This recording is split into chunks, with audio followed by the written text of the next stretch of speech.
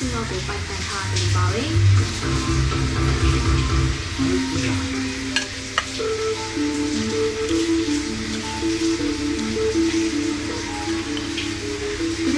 ပြီးသေးလားဟာရတဲ့တွေနဲ့တူကျမ်းမာရေးအတွက်အကျိုးပြုလို့လည်းဝင်ရောက်ပြီးဖြစ်ပါတယ်မြန်မာနိုင်ငံနဲ့ကျမ်းမာပေါက်ရောက်ပြီးတော့အများဆုံးစစ်တော်တွေအများဆုံးတွေ့ရပါတယ်ကမ္ဘာ့ရဲ့ပေါက်ရောက်တဲ့ခြားပိုင်းတွေဖြစ်ပါတယ်ဒီမို့စဉ်ကိုအစီအစဉ်ဖြစ်စားရတယ်ကျော်ချားရတယ်ပြီးရင်ချက်တိုက်ခြင်းတွေပြုလို့စားတော့နိုင်တယ်ဒီမို့စဉ်ကအသေးချက်အလုံးတောင်းနေတယ်ဒီမို့စဉ်ကစားလို့ကောင်းနေတာဆိုတော့ဟုတ်ဘူးကျမ်းမာရေးကိုလည်းအထောက်အကူပြုနေပါတယ်ဒီမို့စဉ်ကိုစားတော့ကြတာကဘယ်လိုမျိုးကျမ်းမာရေးအကျိုးပြုရရှိနေလဲဆို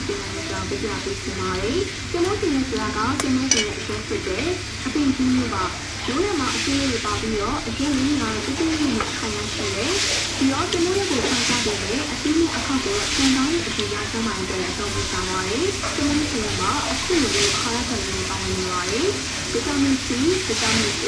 ဗီတာမင် C ဗီတာမင် C ရဲ့အမြင့်ကျတဲ့ဘဒုစက်တွေဖြစ်ပြီးပိုတက်ဆီယမ်ပေါင်းနေပါတယ်ပိုတက်ဆီယမ်ကခနာကိုယ်တဲ့အကောင်းဆုံးလုပ်ဆောင်နိုင်ဖို့လိုအပ်တဲ့ဗီတာမင်တွေဖြစ်တဲ့ခနာကိုယ်ကစကားရဲ့အကောင်းဆုံးလုပ်ဆောင်နိုင်ဖို့ကျန်းမာရေးနဲ့တဲ့အားရအကျိုးဝါဒဖြစ်ပြီးတော့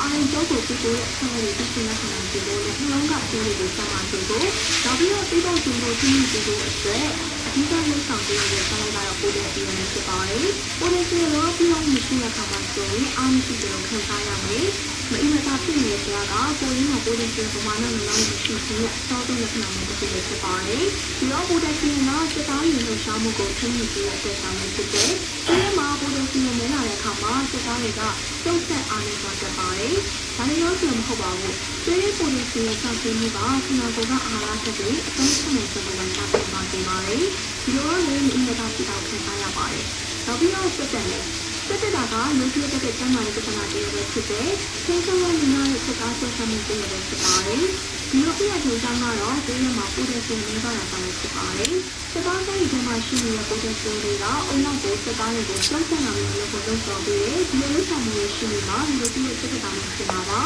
ဒီမှာပိုတက်ဆီယမ်များတဲ့အခါမှာဒီလိုလုပ်ဆောင်မှုကိုတိတိကျကျလုပ်ဆောင်နိုင်ဖို့ခက်သွားပါမယ်ဒီလိုကနေစကားဆက်ဆံမှုကအဆင်ပြေမှုပါခြင်းနဲ့ခံစားရခက်တဲ့ကျတဲ့ပြဿနာကိုခံစားရပါတော့တယ်။နောက်ပြီးတော့အစာစီစနစ်ပြဿနာကိုခံစားရပါမယ်။အစာစီစနစ်ပြဿနာကိုခံစားနေရတဲ့အကြောင်းအရာရှိနေပြီးတော့ဒီထဲကအကြောင်းတစ်ခုကတော့ပိုတက်ဆီယမ်နေတာပါ။အစာစီစနစ်ကကြွသားတွေတူတောင်းဝင်သူအကောင်းဆုံးခံစားနိုင်စေဖို့အုံနောက်ပြီးတင်ပို့တဲ့ဖြစ်စဉ်ကိုအကောင်းဆုံးပံ့ပိုးပေးသူကတော့ပိုတက်ဆီယမ်ဖြစ်ပါတယ်။ဒီတော့ပိုတက်ဆီယမ်ပြီးသွားနေမှာအစာစီစနစ်ကအကောင်းဆုံးနဲ့ပတ်သက်မှာဖြစ်ပါတယ်။ဒီလိုမှမဟုတ်ဘူးဆိုရင်တော့အစာစီစနစ်ကအစာတွေကိုကောင်းကောင်းမဖြစ်နိုင်တော့ဘဲနဲ့ဒီပေါ်လာဝမ်းဆုပ်တာမျိုးအစာစီစနစ်ပြဿနာတွေခံစားလာရနိုင်ပါတယ်။နောက်ပြီးတော့ကင်မိုးချင်ရဲ့ကျန်းမာရေးတက်ကောင်းမှုလားဆိုတော့ကင်မိုးချင်ကဆောင်းလူကောင်းပြီးတော့ထမင်းနေစီတယ်လို့အစာစားစီစီတိုးစေနိုင်တယ်။ကင်မိုးချင်ရဲ့ကအရာသာလေးကဂရင်းရှင်းတဲ့အတွက်ကြောင့်အစာပြည့်နေတဲ့သူတွေအတွက်ဂရင်းလိုက်စီနဲ့ဖြစ်တယ်ဖြစ်တဲ့ဘယ်လိုမျိုးဖြစ်ထားတဲ့ကင်မိုးချင်ရဲ့ဟင်းကစားရအတော်လေးကိုတည်စီပါတယ်။နောက်ပြီးတော့ဝေးစားစီနိုင်ပါတယ်။ကင်မိုးချင်ကအနည်းနဲ့ကြော်ရတယ်လို့အစီပေါင်းမှုမရှိတဲ့အတွက်ကြောင့်အစာခံနိုင်စီပြီးတော့ဝေးစားစီဖို့အတွက်ထောက်ကူပေးနိုင်တယ်။အစီရတာစီစီလေးနဲ့တွေးတစားတက်ကိုထိန်းသိမ်းပြီးတော့တွေးစုလို့ဒီရဲ့အင်တာတာမျိုးဖြစ်စေဖို့ကောက်ပဲပေးတယ်။အမြင့်တက်ပေါင်းဝင်မှုပါတယ်တွေးတစားတက်ကိုထိန်းသိမ်းပြီးတော့ထောက်ကူပေးပါတယ်။ကမိုးချင်ရဲ့စားပေးတာကကိုယ်ရင်းအထိတ်တောင်းတွေကိုတိတိကျကျဖိရှားပေးနိုင်တယ်။အသားရည်ကိုစီးပေးနိုင်တယ်လို့အေးပါမင်းကြီးတက်တယ်